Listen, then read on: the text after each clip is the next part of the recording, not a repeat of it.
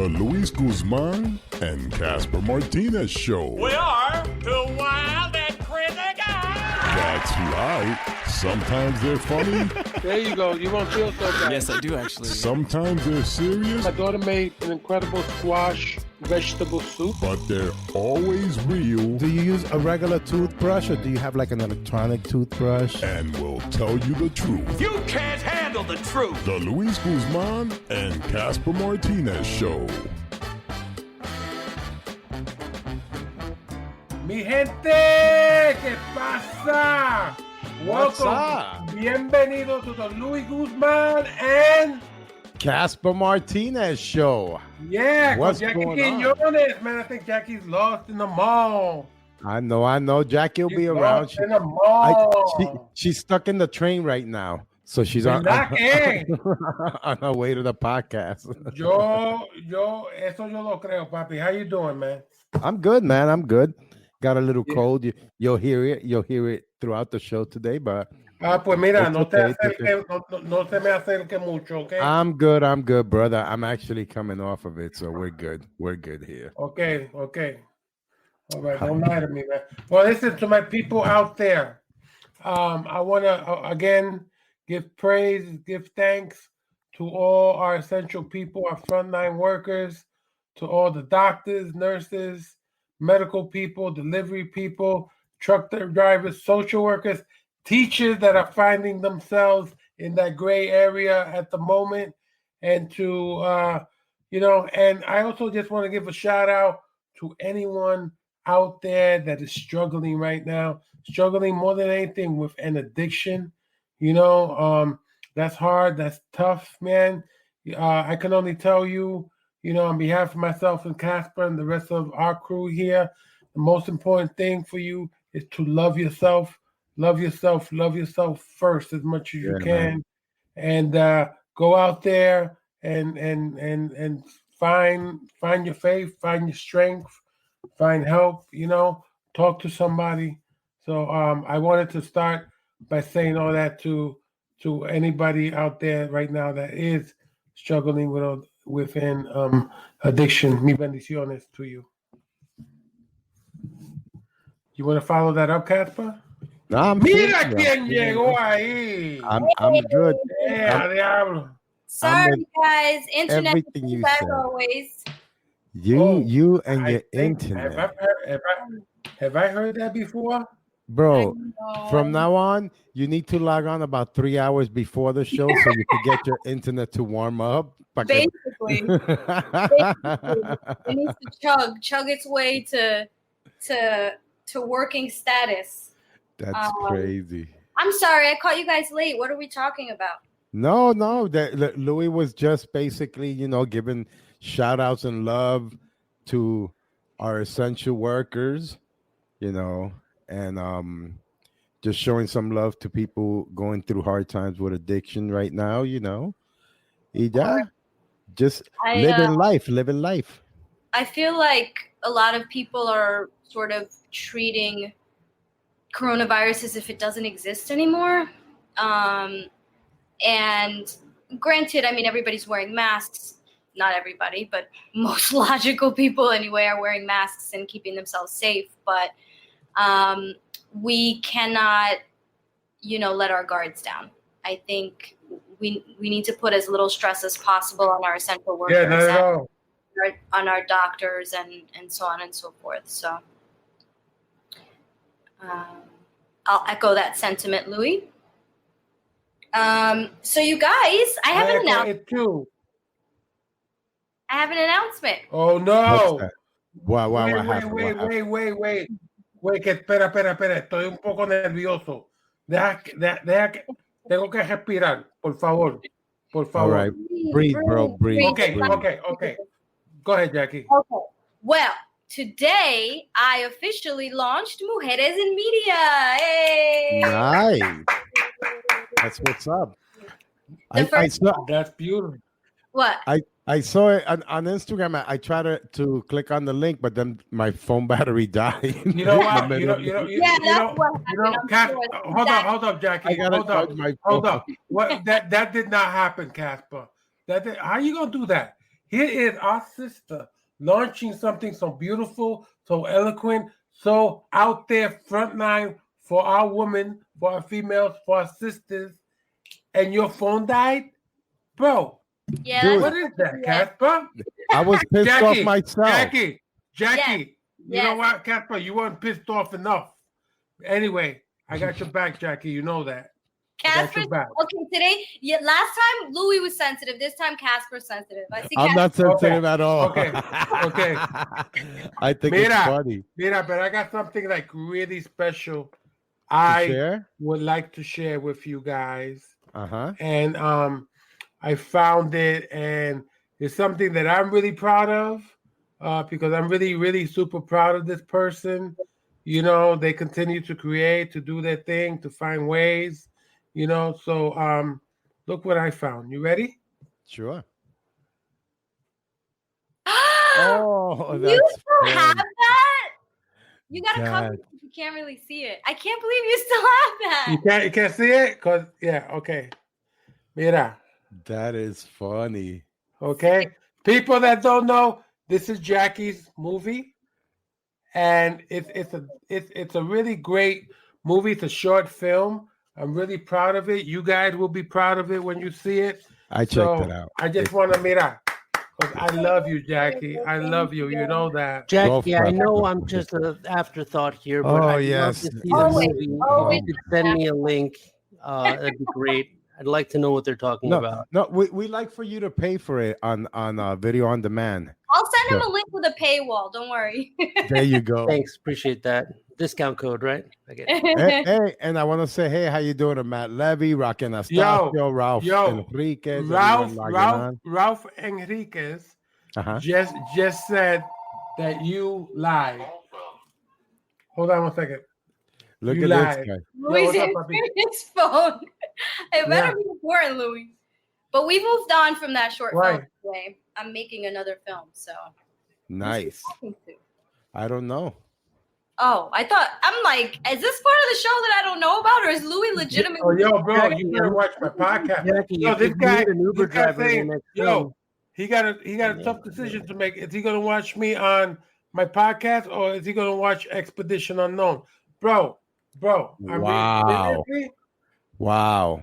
Okay. And you thought me saying that my phone turned off and I was I'm on that. I'm on that tonight. Whack. Oh shit. Okay. Well.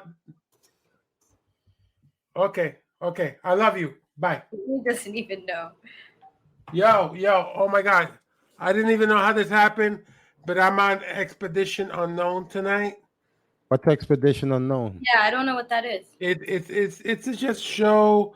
Talk about movies, careers, you know, where you're at and stuff like that. And it's on, I think it's on National Geographic or something like that. Whoa! Okay, anyway. Look at you. Yo, look at that.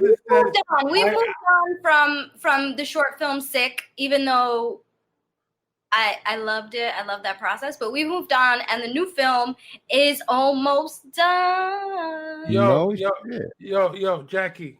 Yeah. Why are you dismissing the love that I just put out there for you from such a great project that people maybe have not seen? No. Mira esa cara que me tiró Jackie. Mira, fíjate, brother, because she knows I'm right. But anyway, listen, I mean, I loved it. I can't wait to see your next project. I'm glad. It's leaps and bounds better. Just wait till you see it. You're gonna be like, okay, yeah. You know, I don't compare. Oh, I'm on the Discovery Channel right now, so I don't know. At 8:00. So nobody go nowhere. Oh, see, Casper's body language. You know what Casper's body language just said? I can't believe it, cabrón said what channel he's gonna be on. Oh no. Casper looks like he would rather be doing anything else than this right now. Like he wants to go to the pool and hang out with a drink. I don't even have a pool. He don't even know how to swim. He don't even know how to swim. I'm actually very cool. I'm just a little under the weather. Oh, you don't feel well, bendito. Yeah, Jackie, I've had a cold for the past few days, so I'm a little like. Casper, No. hold on a second here. Yeah, so Jackie, basically what's going to happen is you and I are going to carry this show tonight, Jackie. Okay. Wow. Okay. All right. You know, only because we love Casper and we don't want him to be on TMZ with like host to the Luis Guzman Casper Martinez show with Jackie Quiñones fades on air. I don't want that shit. It might be good press. Right. Que novela. No. Wait, He might get a, actual footage of Casper. Casper, there's footage of you. Do you remember on one of those TMZ videos where? Oh my God. Oh yeah, I want to hear this. I want to hear this. I want to hear. Que bochinche. That was many moons. I was out in LA with April Lee Hernandez during Freedom Writers. They were doing the premiere out there, and Tadao was working in the club right around the block from where I was staying at the hotel where I was staying at. So after the premiere and all that, April, her husband, were going back to the room, and I hit up Tadao and I'm like, "Yo, what's up? What you up to?" And he's like, "Where you at?" And I tell him, and he's like, "Hey, I'm around the block. Come around." So the limo from Paramount took me and dropped me off in front of some little club. Hey, DJ. Tell everybody who Tadao is. Tadao's basically Wilma's right-hand man. They're like Wilmer Valderrama's right-hand man. Yeah. Like brothers, you know. So I get there and he was hanging out with Shamar Moore is his name. The guy from he does a show on CBS. I forgot which show he's on right now there. But anyway, we're hanging out, and for some reason, I don't know what happened, because I was having a conversation with Shamar when Tadao and one of the guys who are at the front with the "you're not in the VIP list" kind of guys are talking shit with some dude who wanted to come in. They start snapping at him. One thing leads to another. Homeboy takes off his sneaker and throws it towards Tadao and the dude. All of a sudden, they start chasing him in the middle of the street. There's cameras everywhere. It was hysterical because I don't know what the hell went down, but I ended up on that clip, and then Wilmer was pissed off. And I was laughing because, you know, when I spoke to Wilmer, he was like, "Yeah, I wasn't too happy about that day." And I'm like, "Yo, just so you know, like, really, I had nothing to do with it. I was talking crap, and then I saw what was going on, you know, but I wasn't the dude." And he's like, "No, I know." You know what, I'm sorry. I find that a little bit hard to believe because, Casper, I know you like to instigate every once in a while. Wow. Mira. No, Jackie. No. You gotta hear me. Yeah. So when Casper described that he threw the guy trying to get in through his sneaker, you know, I don't think I'm too far off by saying maybe Casper told him, "Yo, go ahead in, and if it don't happen, show him your sneaker." You're trying to say that I was the one that told him, "Yo, my man." Not only that, you probably were the one that called TMZ. Casper orchestrated it so that he could get his 10 seconds of fame. Right on TMZ. Yep. That was Davey, my goal. what's up, Davey? That was my goal. What's up, David Mars? Yo. So Jackie, I don't, you know, like I said, Casper, tranquila. So, all right. The first thing is first. There's a documentary running on British TV called "Me and My Penis." So last night they show an erected penis on broadcast TV for the very, very first time. On broadcast TV? Where was this? Oh my God, Jackie. Okay, ready for you? One more time. It might be maybe BBC. A documentary. Why are you being a dick? British TV. Sammy. Okay. One of my heroes just came on. Sari Martinez. Tocayo. Martinez. You know. But wait, that makes me think of that movie by Gaspar Noé, Love. which I've never seen, but supposedly. Why are you talking about something that you've never seen?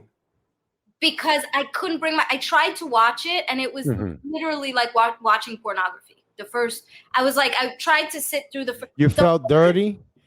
Yeah, I was like, this is so weird. And it's on Netflix. And I'm like, if somebody comes and uses my Netflix, they're going to be like, what is this girl watching? Do you know what I mean? You paid for it. Pero you know what I mean. So anyways, that film is very, very, it's literally, what Casper Noé was trying to do, from what I understand, is he was trying to create a film that highlighted the act of making love. No, not penises, although it did highlight penises. The act of making love in a way that we highlight violence. And it was saying essentially that why is it so bad to see sex and nudity, but it's okay for us to watch violence and bloodshed?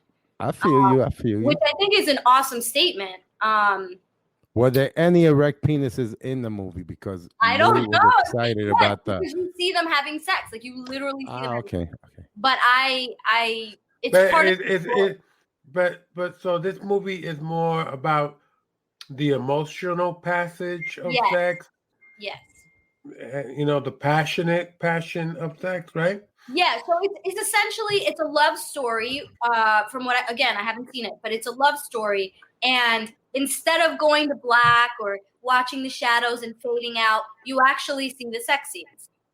Is what it is, and they're pretty, like all up in there, from what I understand. Yeah, I'm adding it to my list as soon as we get off the show. Casper, hold on, Casper. Hold on, Casper. I was so creepy. Hold on, Casper. What are you doing with your hands right now? Let me see. Okay, all right, okay. There you go. Oh yeah.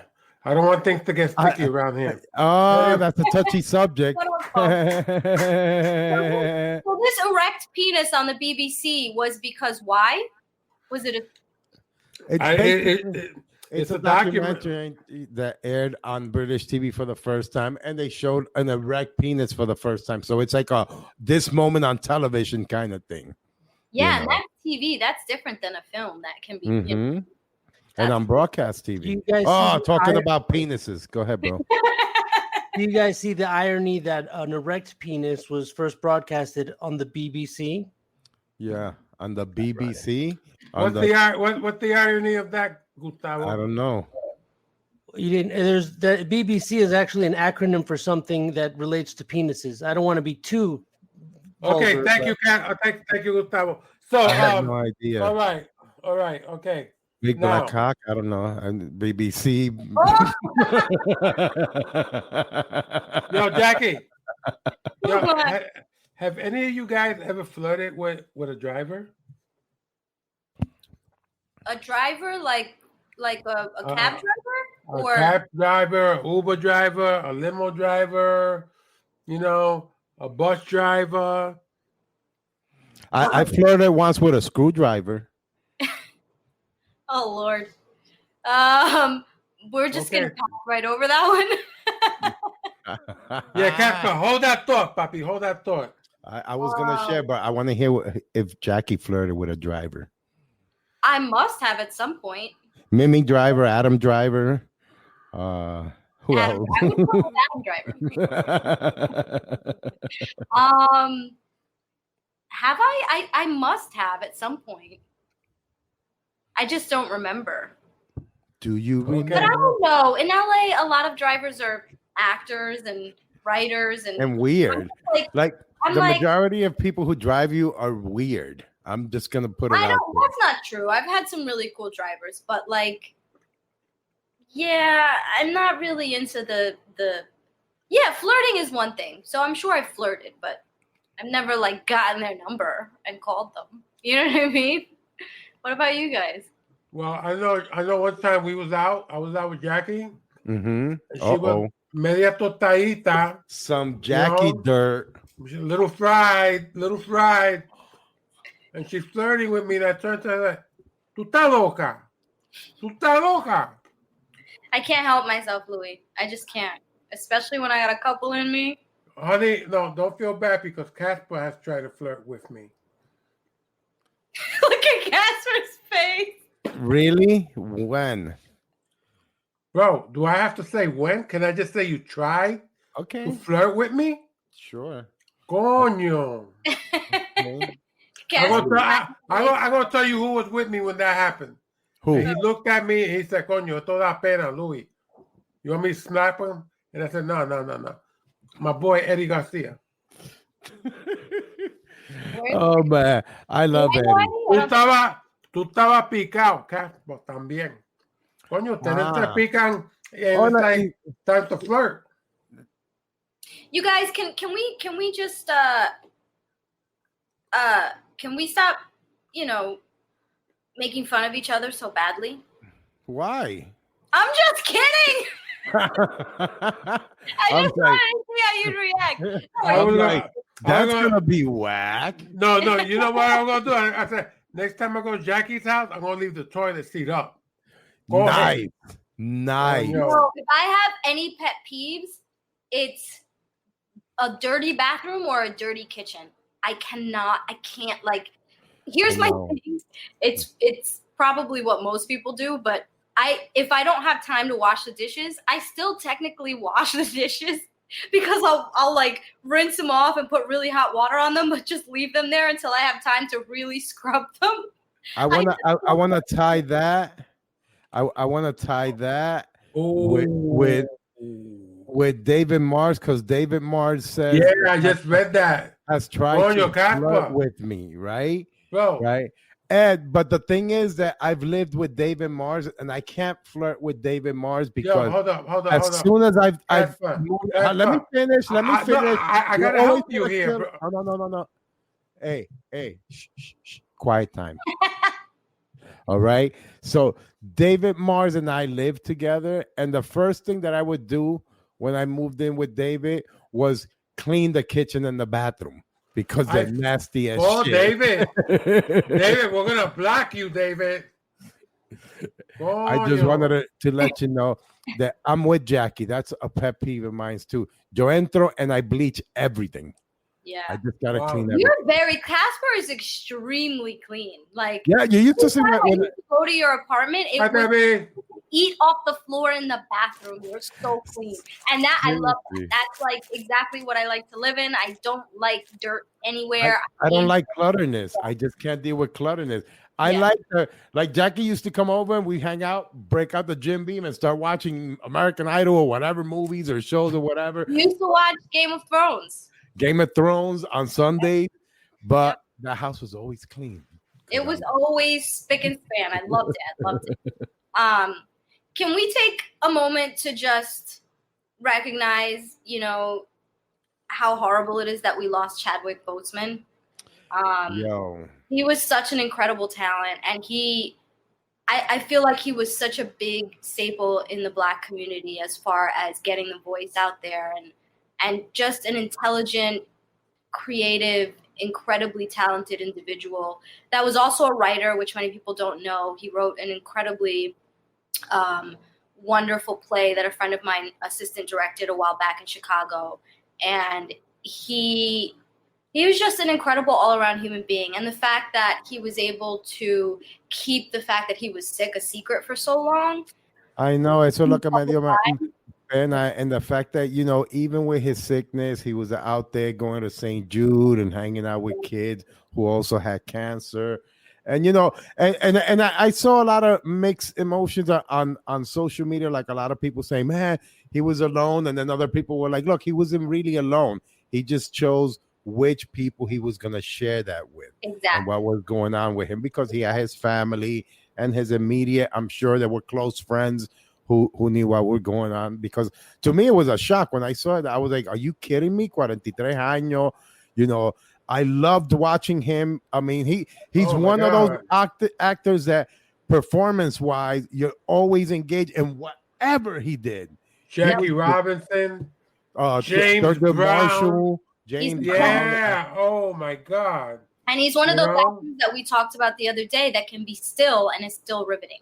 Like, you can watch him be still and he's still, you just want to see more of him just sitting there. You know what I mean?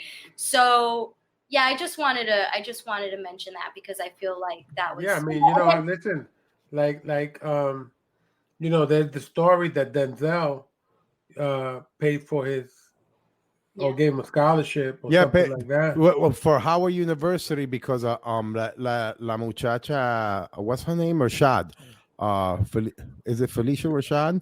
Yeah, she used to be in the Cosby Show. She was his instructor or his teacher, and he didn't have money. And she reached out to Denzel like, "Hey man, this kid's really talented. I believe in him. This and that." And Denzel was like, "Yo, say no more," and he took care of that tab for him. And Denzel, just by that gesture, I mean, he opened up the doors for him. And also Omar Hardwick from Power. Denzel did the same thing for him. Oh, wow. I didn't know he did that. Mm-hmm. I didn't know. I mean, I knew that he did it for Chadwick, but I mean, I didn't know that he did that for other people. So, one thing I just like to mention to people out there, it's important, taking care of yourself, but make sure, when it's time, get those colonoscopies done. Yeah, man. Because one thing we all need to understand, again, we live in a different world. There's a lot of processed food. There's a lot of chemicals going into our fruits and vegetables that changes up the whole chemistry of our body and it messes up our immunity. And again, please take the time, get your colonoscopy. Colon cancer is a terrible thing. It's a real thing. I had a colonoscopy done back in December. Thank goodness it came back all clean. So, really take the time. Take the time. I also want to mention something else that has to do with that, which is the fact that he was struggling with this behind the scenes and he was losing a lot of weight. And I'm sure we've all seen on memes online and whatnot how he was getting made fun of for being so skinny. Yeah. And to me, that's one of the things that I champion. I did a TED Talk about the way that we judge people online and how we're so entirely just detached from one another. There's no empathy online. And I just want to take the time to say, stop doing that, people. It's not cool. We never know what's going on behind closed doors. Obviously he was sick. So that should be a huge red flag for anyone that if they ever want to judge someone online, just to keep their mouth shut. Well, I mean, also people need out there, they really need to educate themselves and also understand, man, you don't know what someone's struggling with, man. Exactly. You don't know what someone is struggling with. A lot of people were trying to say, oh, maybe he's doing like Christian Bale in that Equilibrium movie where he lost a lot of weight and he looked really, really unhealthy. But unfortunately, with Chadwick, that was just what was going on with him. It wasn't no prepping for a movie or project. He was just fighting to survive, fighting to live. Yeah. So our hearts go out to Chadwick. Thank you for everything that you've done. Thank you for being such an incredible human being, being someone to look up to. You inspired and thank you. And our love goes out to you and absolutely to Chadwick's family. My blessings, mi bendiciones, our bendiciones to you guys. So thank you. Yes. Wakanda forever. Hey, I don't know what kind of accent that was, but I tried. Jackie, I gotta ask you a question. I gotta ask you a question because I'm just leaving Casper to the side a little bit, just porque bendito tiene un catarro. But Jackie, Casper, I'm okay. No, I'm gonna ask you both. Okay, you know what? I'm gonna ask you both this question. Have you guys ever gone into the hamper to find something to wear because, coño, no había nothing else to put on? Quick answer, hell yeah. Jackie? No. I mean, I've worn clothes over again, but I haven't gone into the dirty clothes to... You never went to the hamper and you were like, yo, you know what? I could Febreze the shit out of this. Gustavo, let's go to the video showing Jackie going into the hamper. You're muted, bro. You're muted. We can't hear you. Hear you. Okay. Actually, talking about going to the video, I found the video of Casper splitting up that fight on TMZ. If you guys want to see it. Yeah. Let's see that. Let's see that. 30 seconds of fame. Ready? Here we go. Oh, shit. Oh, there goes to down. Oh, look at I'm like, yo, chill. Go. With the white T-shirt. Oh, damn. Casper, what was that, Casper? I was just laughing and telling the guy, yo, go home. This poor guy's going to kick your ass. Yo. If we do it in super slow motion, I saw fear in your face. Yeah, he really, Like really not trouble. Okay, slow right. Stop. No, you got go back a little more. Casper with the Look at that. Mira. Está asustado. Yeah. Like, do I jump in? Do I not jump in? Yeah, man. And sit down. Look at down. Grab your shoe, put your fucking You hear me? down, get out of here. You hear me? You were trying to give him his shoe back. Yeah, I was trying, right? You hear me? I hear you. You hear me? Oh, Yeah, to that. get the fuck out of here. Yeah, you come. Oh, shit. Oh. Okay. Yeah. Oh, dude. Coño, Casper. I'm trying to help the brother. I really did. I gave him his shoe. I was like, yo, you got to get out of here. Because Tadal's a big dude. And I'm like, yo, please just take your shoe and go home. Yeah. Casper was doing the bare minimum. He was like, here's your shoe. I was trying to help. I was trying to keep the peace. I really was. Matt Levy goes, come on, Casper. It's from the Bronx, not the Lower East Side. No fear. Matt, that's right. You. Fuck you. All right. Okay. All you Bronx people. What you know what? What does LESL? Less. You guys. Go ahead. No. Listen, all you Bronx people. I know you badass. I know you go to battle. I got you. I get that. But we on the LES, we don't step back from anything either. So understand, Matt. No. Puñeta, deja hablar, Casper. No. Deja hablar aquí. See, I think Matt got his shit crossed up. No, he got it right. No, he didn't get it right. He did, bro. This is your clip on TMZ. I had nothing to do with it. Right. Matt, get your stories together, bro. Yo, look at what David said. Mars said Casper didn't jump in. Century 21 jacket. That shit is funny because it is the same exact color as the Century 21 real estate agents. Yeah. And I noticed that I have my little domino. Louis, like the little domino that I hooked you up with. Yeah. I have the silver one on that video. I was like, oh man, it's a necklace? Yeah. It's a little domino. Wow. That's funny. Your Century 21 suit jacket. Does Century 21 even exist anymore? The real estate company, yeah, and even the store, because I used to work in Century 21, the down on Day Street in front of a World Trade Center over there. Century 21. I used to work at that retail store. The World Trade Center one. I think they closed that one. Right. It used to be a bank. It used to be a bank back in the days. Man, so many girls working there back then. What? We were partying our ass off when I was working at Century. Yo. So what are we just talking about? Colon cancer and processed food a little while ago, right? A new study shows a connection between eating processed foods and advanced aging. I'm sure. Without a doubt. Oh shit, yeah. Without a doubt. That's why people are going vegan. I mean, if you see people who are, look, I don't know. I kind of have this idea that vegan is better for men than it is for women because I see a lot of men really bulk up and be healthier. But I don't know. I don't see the same sort of results with women. I agree with you because cuando una muchacha, when she becomes vegan, it looks like a flower got sucked up and dried up because you know what I'm saying? It becomes like a really good looking girl, and then all of a sudden she looks like a Slim Jim. You know, it's like drained And I don't know if it's because women don't work out as much as men do, or if because they're not eating properly for their bodies or what, but I don't know. However, there is something to that, to the idea that like eating clean obviously is going to keep you healthier longer, which would in turn affect your looks.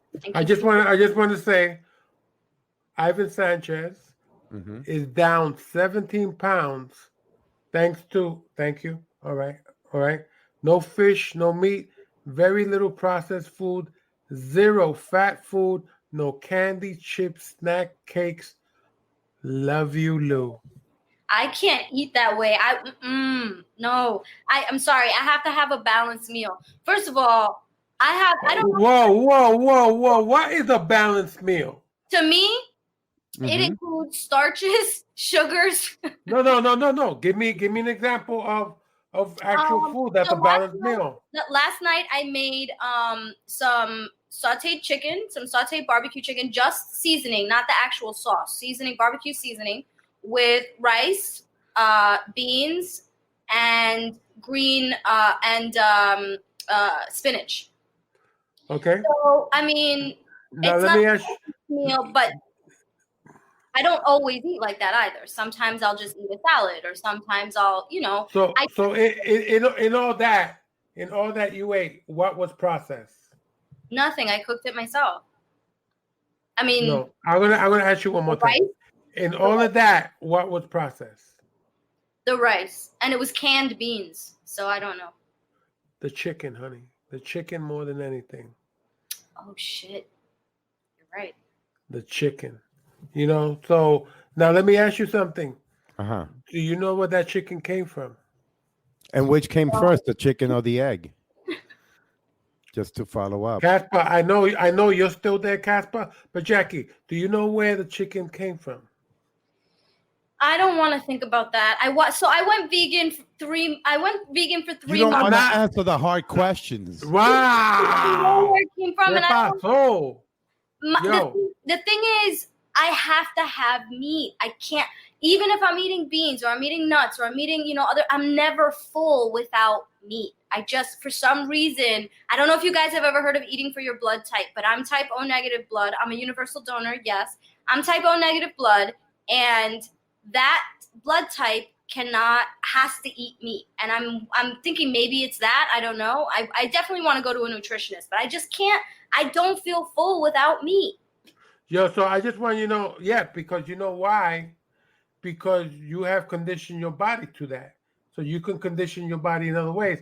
Now, my boy, Tippy Skin Martinez, likes eating candy. So do we want to give him a couple of words, a shout out about that? No, listen, that's what's up. That's his prerogative. Do what he wants to do. Exactly, because you were talking about the chicken, and Ivan's actually eating chicken. Did you see that after Ivan thanked you about not eating meat and all that, he fell apart and he ended up eating chicken and eggs? Wow. Pa que tú veas, Louis. So no, did you into your prep? I had to. Oh, wow. So, que embustero. Okay, so moving on. Whenever doesn't mean that you can implement some of your, But Jackie, I just want you to know, somebody told me some crazy shit the other day, and I don't know if this is true, but they say that they take chicken from here, ship it overseas somewhere. I'll let you guys figure out where they ship it to. To China. Oh, thank you, Casper. I didn't know that. Yeah. And they bleach the chicken. They sometimes even inject it. And then they send it back here. Why do you think that? Look at those chicken breasts that you buy from Walmart. I never buy any meat from Walmart. I buy my meat from a local butcher here, and his chickens come from Idaho. Like, I know exactly where my meat's coming from, and it's fresh meat. I don't trust Walmart meat, any of those big stores like that. Hell no. You see those chicken breasts like this, and you're going, yo, what's that? Steroids? That's steroids. No, bro, those chickens, showing them old tapes of Jack LaLanne, so they're doing like a lot of push-ups, a lot of rolling. They're working out. I feel you. You know what I'm saying? I don't know. For real. I feel like it can be overwhelming because there are so many things that you can't eat, and it's like, well, what can I eat? You know, so I try not to get too involved in all of that, obviously, because I have to eat. But I do limit my meat, my fish, my chicken intake. So I'm not always eating that stuff. I do eat a lot of veggies and a lot of starches, actually. But that's right, Rocky. No, Rocky's saying Fatbacks. That's exactly where I go. I go to Fatbacks, right hand Daytona. They have I love their meat. Sorry, they got.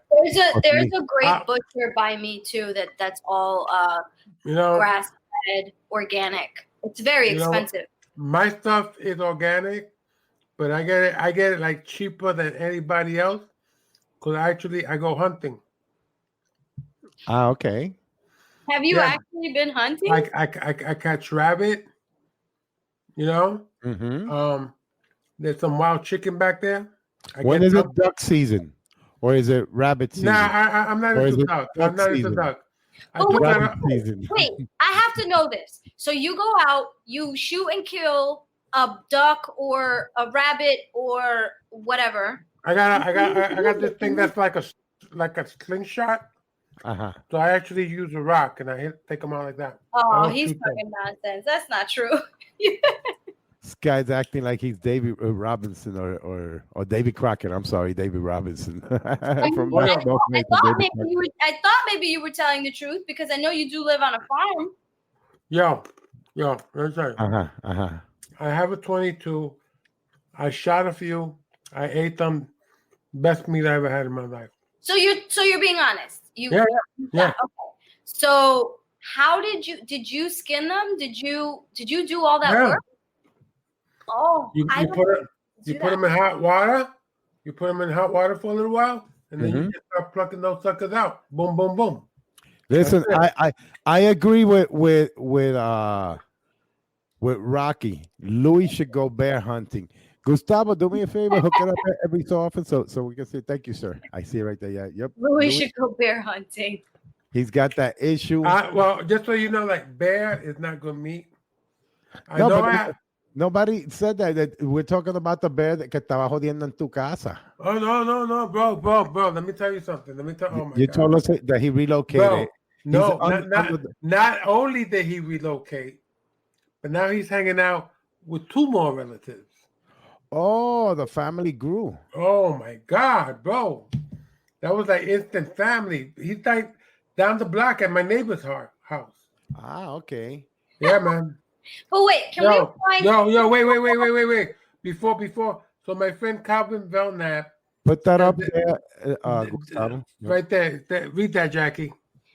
Flexitarian, one of the newest and very large growing trends in the food industry. A semi-vegetarian diet, also called Flexitarian Diet, is one that is centered on plant foods with the occasional inclusion of meat. In 2003, the American Dialect Society voted Flexitarian as the year's most useful word.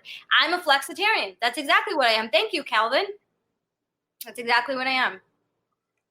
I limit the foods. I'm with Tippy. Can we talk about all the differences between vegan and vegetarians, please?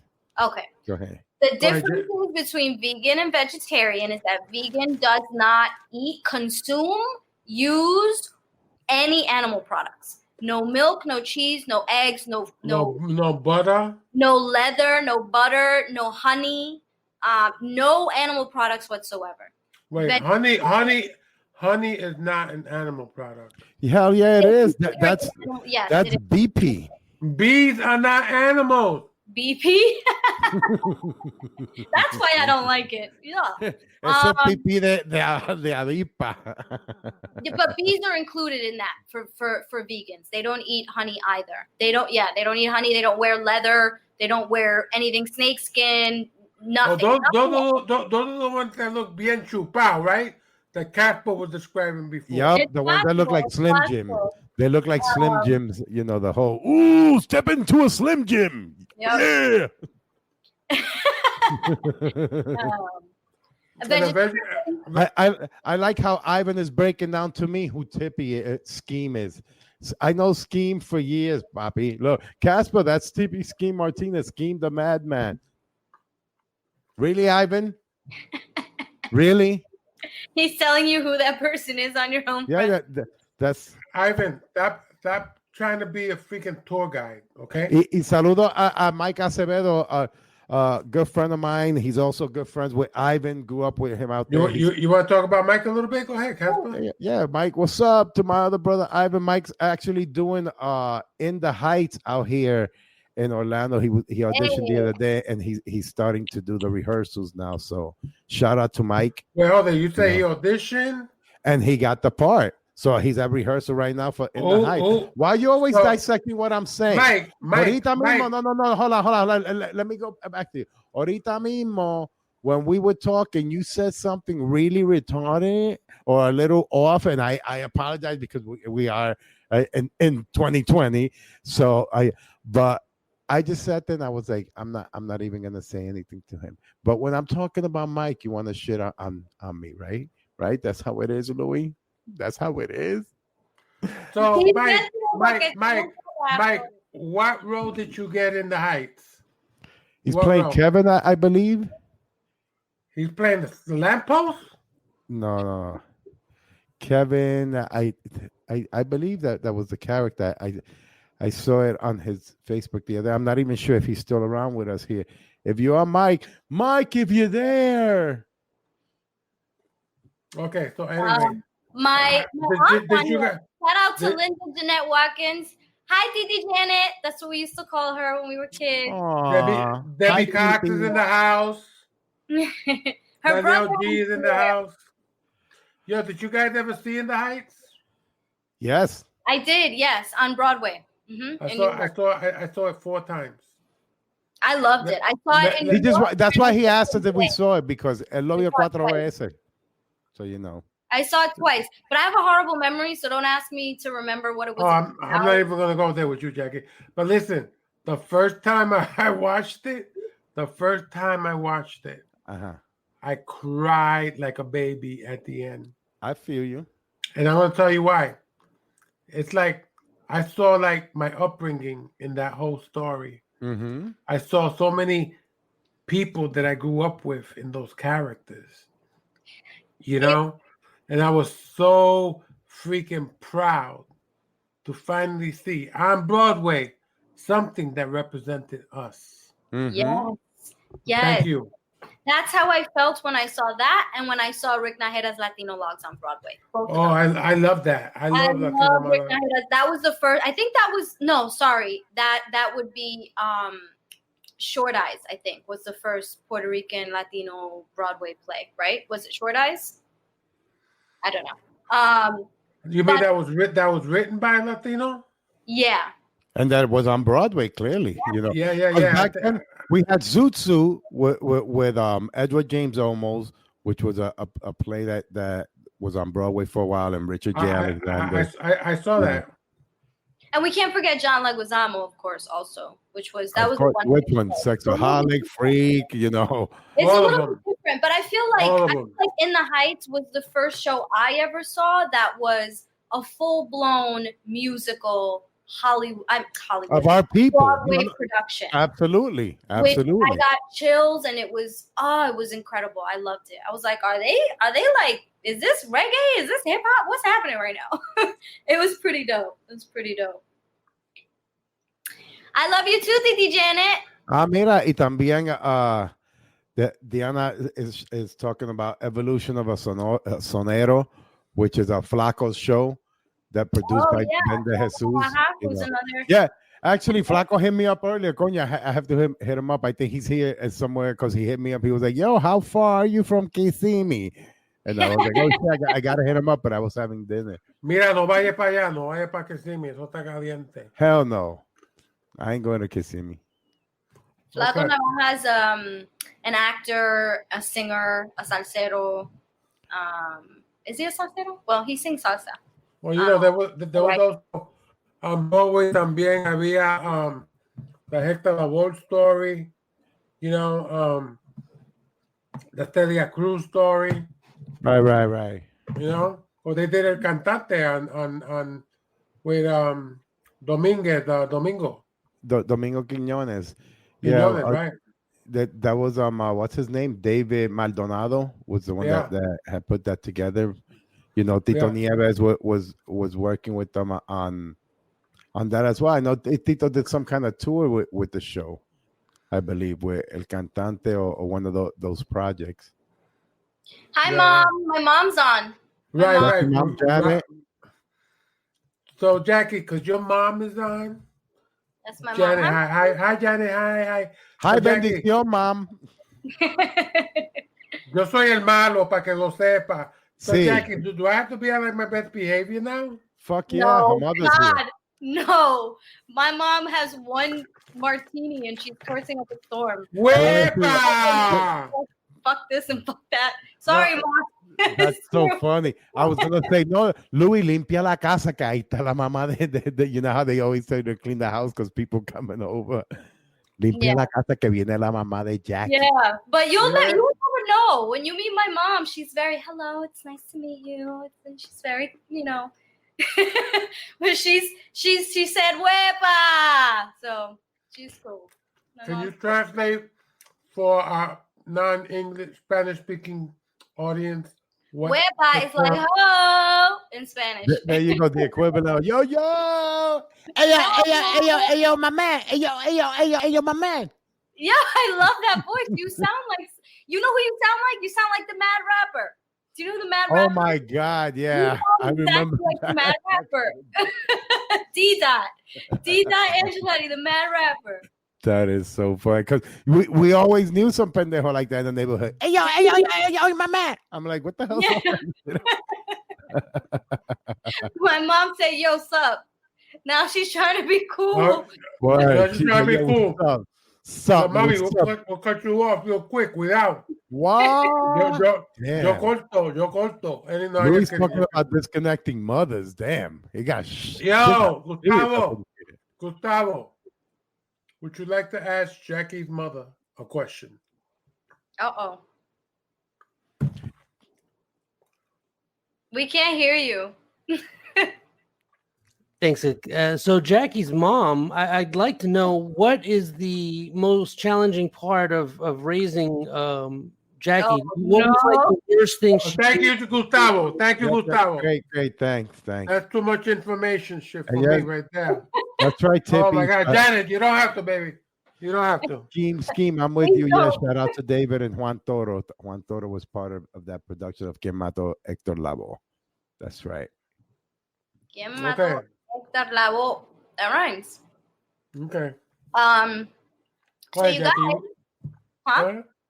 Go ahead, Jackie. You were saying? I'm sorry. What are you saying? No, you were saying. I'm listening to you now. I thought I was cutting you off. Today we have a friend of mine coming on the show named Jen Bartels, who is not only one of the dopest people I've met here in LA, she's super talented and she's hilarious. She's so funny. I'm glad you said her last name because I was like, is it Bartels? Bartel. It's Bartel. You know. Yeah, it's Bartel. That's awesome. Yeah. So go ahead. Tell us a little about that. She is a talented motherfucker, and she's coming up on the show today. She's hyphenated. I love people like that who are actors, producers, executive producers, writers, because in this business, remember how back in the days you were just an actor? It's like, no, nowadays you got to do everything. You got to hustle to create, So Jennifer is going to be with us tonight on the show. I've seen a lot of her stuff. I saw that she was on Shrill on Hulu. She was doing American Women with Alicia Silverstone. So that's pretty dope. She's been working, and I don't know if you guys have seen. There's a commercial that's on Hulu before. I don't know if it has been on there recently because I've been so inundated with this podcast that I really haven't been watching any TV. Which podcast you talking about? The Mujeres en Media podcast, man. Oh, damn, Casper. She's not even working on that shit, okay? I just want... No, I leave it there. Go ahead, continue, Jackie. Continue. The hate. Don't hate. But there's a commercial about rats in a house, And I kept seeing it over and over again. Every time I see it, I laugh. I don't know if you guys have seen the commercial. She can probably describe it better than I can because I'm Rat in a house. Rats in a house. Yeah. But for what product? Because I don't have Hulu, so I guess we'll see. I don't remember, to be honest. But if you have Hulu, you've seen it. You've definitely seen it. And she's part of the commercial. She's part of the commercial. Yes, she is the main part of the commercial, and she's hilarious. But I just my god, to have her join on the show. Yeah, no, I'm excited too. I'm looking forward to meeting her.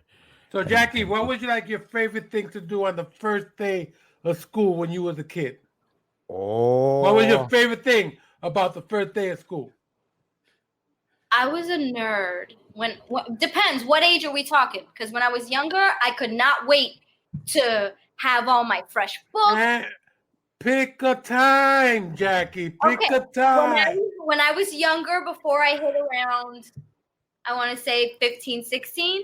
Right. I loved school, and all I wanted to do was study, and I wanted to get straight A's. And my favorite part was going into school the first day and knowing that I was going to get better grades than everybody else. That shit is boring. Let me tell you something. The first week of school, this is what I would do. I would plan out all my clothes, and I know Scheme and Ivan can all relate. It was the burgundy La Tigre shirt, the navy blue La Tigre shirt that matched with the Lees, and the shell top the Adidas had to have the fat shoelaces that match with the Lees and the La Tigre. And then, am I wearing the little leather tie, or am I not wearing the little leather tie with the polo shirt? Because that was the 80s, So the first week of school, it was, you wanted to wear everything the first day because you were like, I can't wait till I rock this shit when I get down to, because you wanted to brag. Check out my new kicks, check out my new pants, your straight leg jeans, But Jackie's like, I'm worried about, I'm like, that's it. But that's a given. Everybody sets up their outfit for the first week of school. Like, everybody goes out and gets their clothes. And actually, that was one of my favorite parts too, shopping. Well, that's where we were going. You went with like, I'm hoping I get good grades. I'm like, I didn't give a fuck going to class. She's only saying that because her mom is watching. That's right. That's right. So her mom could brag to all her sisters and tías. Mira qué buena esa Mira que muchachita. santita, qué buena, bendito. That's how I raised her. Ay, yo la quiero tanto, tan buena, tan buena. Yeah. Candela, lo que yes, Ivan. Candela. And put socks under the tongue of the Adidas to puff up the. I'm right. That's how we used to roll, motherfucker. Sheepskin jackets, Matt. I'm with you. Sheepskin jacket. And shout out to Samara, my homegirl from South Bronx High School. She's watching as well. Yeah. Yep. My mom has my back. My daughter's so smart. Thank you, Mom. Now, I'm not gonna lie. I wanted the shell top Adidas, but we weren't there yet until I started working because instead of shell top Adidas, my father went ahead and bought me a favor, the 4-stripe sneakers, because it wasn't even the 3-stripe. It was, and my father was like, my parents used to do the same thing. Yeah, same thing. Tippy used to paint them white, and then he paints stripes every day, a different color of the week. Okay? Hey, there you go. You know what? He was on the budget plan. Hey, Scheme, I had the 4-stripe Adidas. I didn't even have the Adidas at first. Casper, the 4 stripes, I had to burst the bubble. Those were the bootleg ones. That's why I said the 4-stripe, and they weren't Adidas. They were from Favor. I got the Adidas ones once I started working at McDonald's at part-time after school, and I saved my own money. Then I got, because my father was like, yo te voy a comprar los champions que yo quiera. Tú quieres los Adidas, tú tienes que trabajar, carajo. Okay, you guys remember the triple fat goose jackets? What? Yep. Yeah. And the Lotto sneakers that you used to take the little Velcro shit and change it all the time. I know Scheme knows what I'm talking about. And the kangaroo sneakers that I used to put the nickel bags of weed. My yep. dad used to wear those. I used to put the weed right there. Oh my God, that was a long time ago. He said I had Skaditas. Yeah. Yo, so okay, so that was your first day of school. My first day of school, because obviously you guys ain't fucking interested, so I gotta bring it up for my. All right, bring it up. Casper, give me a second here. Bendito. Mira, We want to know how the 60s were. Yeah, I'm gonna tell you how the 60s were, cabrón. So for me, the first day of school was like, first of all, I wanted to see who made it through the summer. Yeah. Who made it back. You know what I'm saying? And then the second thing is I want to see who were the new ones. You know? Who was new? I haven't seen that face before. Like that, right? Once I had that all sorted out, like in 15 minutes, the next thing I did, I walked around to see what kind of equipment everybody was coming to school with. What was the new equipment? What was the hand-me-downs? Trapper keepers? No, Yo, man. I had Trapper Keepers. Yeah, man. I want to see who had the new school bags. Hello Kitty. You know? No, back then it wasn't Hello Kitty. It was more like the Dukes of Hazzard and Transformers. Yeah, Smurfs. Right. Okay. So basically, Louis, you were the same way you are now. Louis will go into a crowded room and he'll sit back and he'll just be quiet and he'll be watching everything. So that's basically how you were back then too. Yeah, man. It paid off. Yeah, I know. Yeah, because obviously you never seen me on TMZ faking it, trying to break up a fight. Can we play that again? That was no. Why you guys hating on me? Yeah, no. You know what, Gustavo? Get it again. I hope you have it queued up because it's bullshit. Casper breaking up a fight. Guys, here it comes. Are you ready for it? Yeah. That's hysterical. Let's hear it because I want to hear what the hell I said about this shit. Yeah, I want to hear it too. Okay, here we go. Ready? I'm gonna make sure we get this here. That's hilarious, dude. But obviously, I'm with to everybody out there, this is Casper's refereeing skills. Here we go. Ready? This is Casper's 10 seconds of fame on TMZ. You hear me? Huh? You hear me? Wait, rewind this so we can hear Casper say he was Back it up. You suck, Gustavo. No, go home. With my shoe on. Okay? I have not touched you yet. Get my shoe on. Respect this shit. I will. Grab your shoe. Put your fucking hands down. Get out of here. You hear me? Dude. Huh? You hear me? I hear you. You hear me? Yeah. Get the fuck out of here. Yeah, you touch me. Oh. No,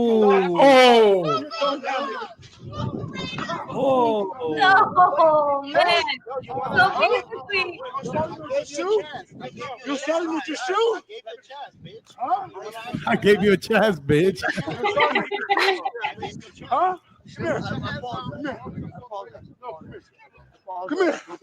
Come here. I love how Casper said I gave you a chance, bitch, but he didn't even throw a punch. No. yeah. I was trying to talk him to go home, and he didn't want to listen. I did give him a chance. Give me my shoe. Casper. Use your shoe. Casper, you got no fucking skills whatsoever.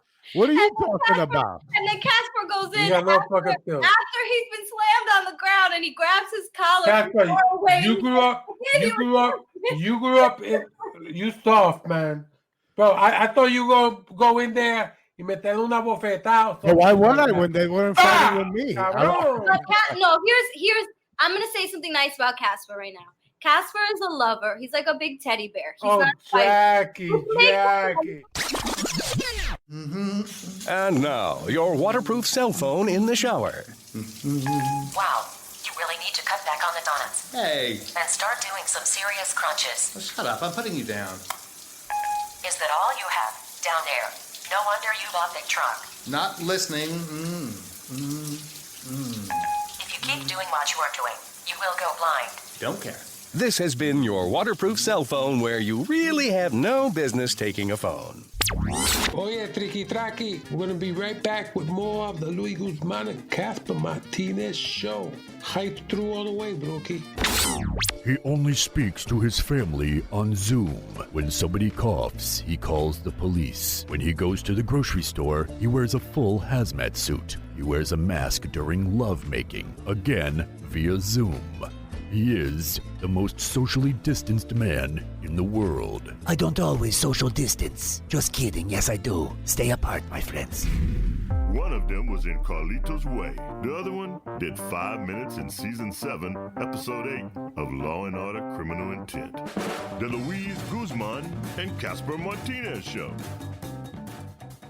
Jen Bartels, who is an incredible human being, hilarious comedian, actor. Hi. How are you? Good. Hi. Thank you for having me. Wow, that was a TMZ clip right there. They've been busting my balls all night with that shit. I mean, that poor guy's shoe. I was like, man, the shoe's off. That's never happened to me. Thank you guys for having me. Well, don't worry about it. You still have a lifetime. A lot of shit's gonna go down. Okay. So at some point, another TMZ clip will be, a goal in life. Who knows? When you come hang out with us one day, maybe you can get on TMZ. I'd love it. I mean, I'm just gonna really buckle my shoes. My shoes will be buckled. It's like, exactly. You don't want your shit to be loose. Hashtag goals. So can you refresh my memory what your commercial's about? Because I was talking about it earlier and I couldn't explain it for the life of me. I just kept saying, there's rats. There's rats. I'm like, I'm from the Bronx. I grew up with rats. Just so you know, when Jackie watches TV, she's more interested in the commercial. So I like this commercial. I like that. Yeah, I mean, out of all the commercials, it's with that 80s band Rat, and it's like they have a rat problem. It's the Geico, commercial, yeah. Okay. All right. The Geico commercial, Jackie, not a Hulu.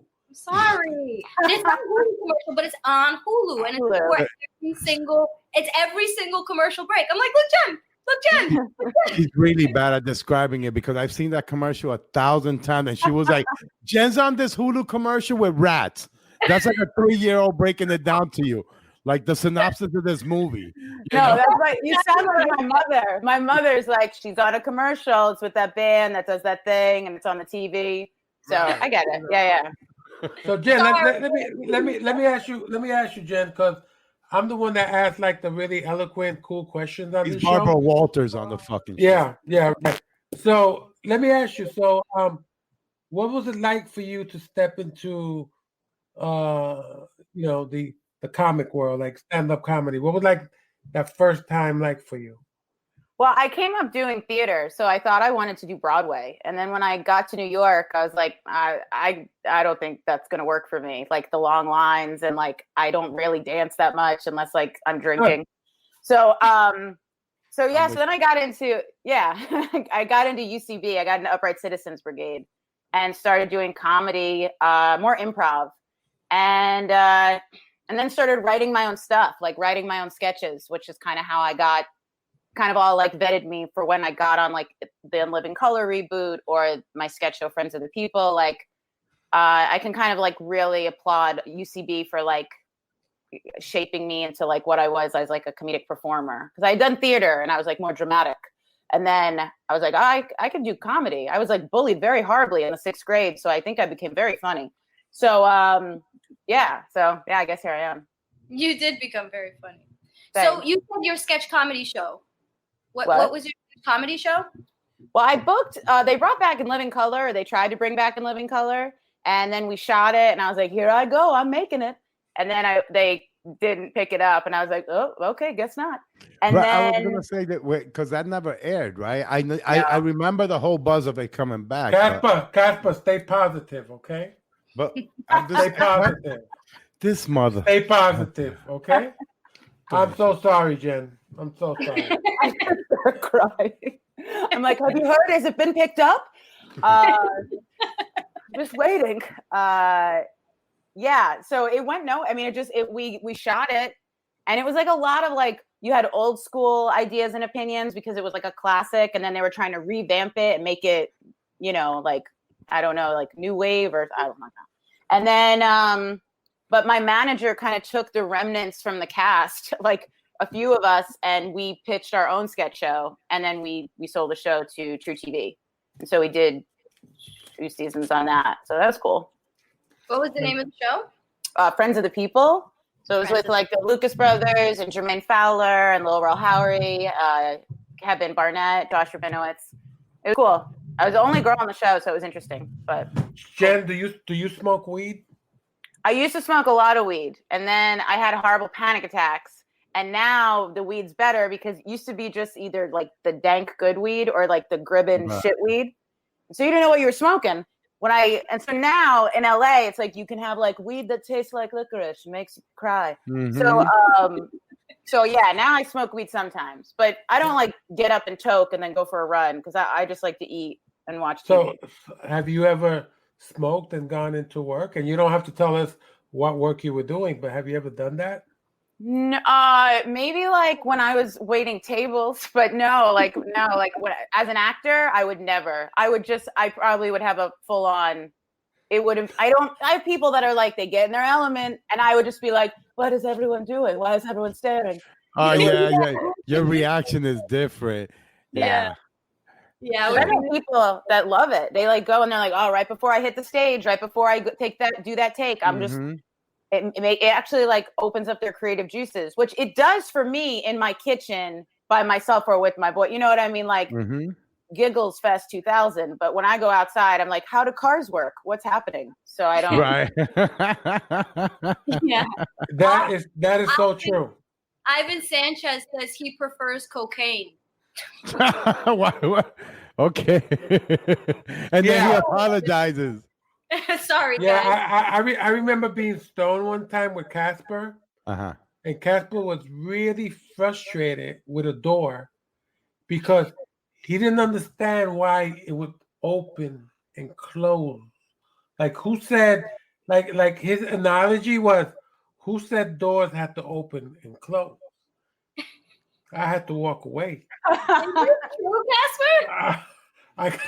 Louis on some bullshit right now. Yo, because I thought he was gonna say like Casper smoked and then he tore the fuck up out of the kitchen, which is a true story, But he went with something like I couldn't open a door. Really? Do you not remember? I didn't say you couldn't open the door.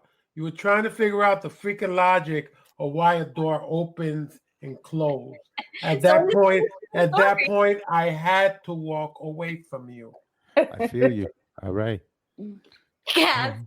So let me ask you, Jen, how have you been dealing now, like all of us, with this pandemic, with what's going on in our humanity? I mean, I think it's like it comes in waves. Like the first month was like, this is great. I was doing cocktail walks every day because nobody cares about drinking in public. So I would get my steps in, but just be day drinking. And I was like, this is wonderful. And then like a month in was like, what is life? Are we ever going to come back? What's my career? Is anything? Then I started like drinking earlier and then eating lots of snacks and put on like the COVID-19 is what it felt like. And then Days I like just started meshing. It was like, is it a week? Is it a month? Casper, can you let Jen finish? I was really into her story. I'm sorry, Jen. Please. Yes, Casper, look over your notes. Jen, I'm sorry. No, I don't know. I mean, days. Yeah, what is a day? I got high on Ambien once and bought a Peloton bike. And then I returned it because I felt shame and guilt that I made a big purchase like that in the middle of a plague. And now I rebought it and it comes tomorrow. So I've had a lot of it. Just you guys, a lot of activities. A lot of up and downs. Yeah. Yeah. Wow. What can I do? Can I order some shit from Home Shopping Network and send it back? What can I do? It's like wait, can we things look to at the do. Peloton thing? Because I keep hearing everyone talk Peloton this, Peloton that. I don't know what Peloton is. Can you explain what Peloton is? Have you never seen the commercial? No. There's some rats in it, and you could see it on Hulu. No, I'm just kidding. You can see some rats on a bicycle. And they go round and round. And what comes around? They have really cool helmets on. Oh, right. my God. Just Google it. Peloton is a bike. Bike. You know. It's just a bike that's like a small little, but it's like a nice bike that like tracks your stuff, so you can like work out remotely with friends. Yeah, at home. It's a stationary bike. Mm-hmm. But it was with COVID, everyone wanted a bike. So normally it takes a week to get it, and I waited 2 months. So tomorrow's like a big day. I've been preparing, and I'm like, okay, what kind of mat and where does the lighting go? And it's a little thing now. Videotaping yourself on it? I bought some stock. I bought some stock in that company, so I'm doing really well. I mean, keep buying those bikes, people. Thanks. Thanks for rubbing it in our faces. Huh? Thanks for rubbing it in our faces that you're doing well while everyone else is struggling during COVID. I'm struggling too. Right. I'm struggling too. Haven't you seen him? He's been eating nuts all hour. So, Jen, you were going to say something very important. Oh, it was very important. It was just creating conversation. How has pandemic been for you guys? Has it been like a bowl full of laughs, or has it been hard, or has it been ups and downs? Or I've been social distancing for like 7 years, so I was very well prepared for it because I live in Deltona, Florida, and there's not a fucking thing that goes on here. Right. Well, for me, I've been going through the 5 stages of grief. I was in denial at first, and then I was going through anger and then depression. I'm in my bargaining phase where all I'm doing is working. And I'm hoping that at some point when I'm done working, this will be all over. So I'm like, please, when I'm done, it will be over. So, I'm in my bargaining phase. I'm sure I'll cycle back through them before I get to acceptance. Yeah. I don't know if you know, Jen, but I live in Vermont, and I live in the middle of the woods and stuff like that. So I do landscaping, I do gardening here. I raise my own food, He has a bear he fights with. I have a bear that I'm dealing with, that I fight with on occasions. Really? Yeah, I got replaced by chipmunk. A motherfucker got taken away by eagle the other day. So, help me, fuck you, get out of here. But I tell you what, man, I miss my friends, I miss my family, I miss hugging, I miss going salsa dancing. Yeah. I absolutely miss working, but it's after a while, it's like you begin to wonder, it's like, what's gonna happen now? What's what is this all gonna lead to? Because as far as us goes, and we're all entertainers here, it's like, when we go to work, we're working with 50 people, 100 people, 200 people, 300 people. So there has to be all these protocols because, I was going to go today to this brewery here, and I was informed that it was closed because one of the workers came up positive. So imagine being at work at what we do, and one person comes up positive. Not only that we have to get tested, but everything's going to get shut down. Yeah. Thank you, so Jennifer, I know that we're all having a hard time here. Me too. I my business splintered into 3 different businesses, and we got 5 kids at home, so it's like we're all just locked in there, and I'm just Thanks. I'm about to cry. Thank you. Can you just get back? Thank with you. everybody. I'm surprised. I'm surprised you didn't ask her how you could become famous. I'm already famous. You didn't get the memo? Oh, goose. So Jen, I'm sorry, man. These people are a mess that I deal with on the show. You know what I'm saying? You have any questions for us besides like how we've been dealing with this pandemic? Because the pandemic at this point is like, okay, we're not drowning, obviously. I believe we still have our sanity. But like I said, we just, what's that, Casper? No, a little sanity, because a little sanity goes a long way. So, what do you like the most about comedy, Jen? I think it's an escape. I mean, I think it's interesting. I've never really been asked that question. I've just always gravitated towards it. And I think honestly, like it came from a therapeutic place when I was younger. I was born, my family's from Staten Island. And when we were 11, we moved to North Carolina. And that's like a real big shock. What? Like 11. Oh. And not like New York, Virginia. I'm saying Staten Island, which is a little weird bubble where everyone talks like this. And it's like 1991, always 1991 in Staten Island. So true. My buddy Larry used to live there on New Dorp Lane. I lived off New York Lane. Yeah, everyone knows that. Yeah, I mean, I probably know. Like, and everybody was Italian or a cop, you know. Yeah. Staten Island. So what was it like? What was it like moving to North Carolina? Oh man, 11 years old. Like that's hard. And I wasn't like, I maybe for someone it was easy. Like maybe if I looked like Reese Witherspoon and I was just like, or like developed and like that, like 11 going on 18 hot, but I wasn't at all. I was like, I don't even know what I was, but I was me at 11. And when I got to North Carolina, the biggest thing is in New York, people tell you like it is. Like, I fucking hate you, but I told you. In North Carolina, in the South, it's a very there's a lot of fake. So it's a lot of like, hey, how are you? Where are you from? Yeah, they're very pleasant, passive aggressive. And then turn around and they're like, ah, fuck, I'm going to kill her. So, and I had such a big accent. Like, I was like, hi, my name's Jennifer.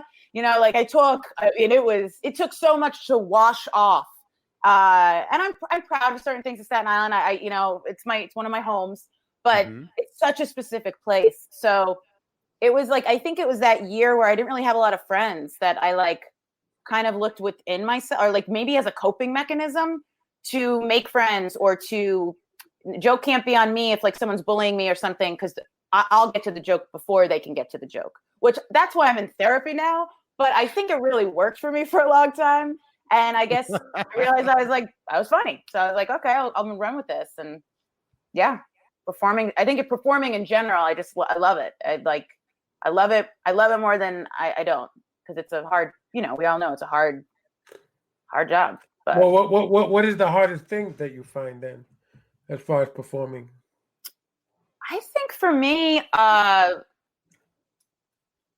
it would be getting out of my own way. I think that's a big thing, is like, if you can get out of your own way and just do the work without getting in your head about all the things you can't control. I think like a big part of that is auditioning. Like, I have a lot of actor friends or actors in general who are like, an audition's a chance to perform and it's 2 minutes to show. And I'm like, okay, no, it's actually not to me. It's a very nerve-wracking, very vulnerable experience where you go in, there are so many things working for and against you.